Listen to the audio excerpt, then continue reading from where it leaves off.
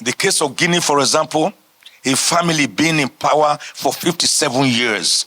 Are you the only family in Guinea? Are there no other Guineans? What gives you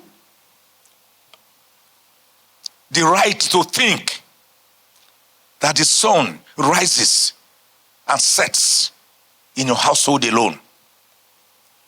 It is this kind of sit-tightist approaches to governance,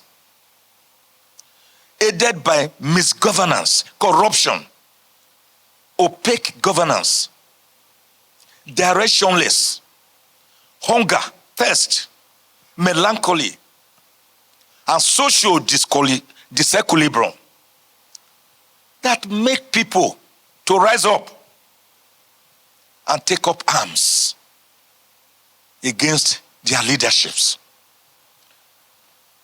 Such taking up of arms, to me, against oppressors who masquerade under the thin guise of leaders, changing their constitutions at will to accommodate further terms. I do not regard it as a coup d'etat. I regard it as good riddance to bad rubbish.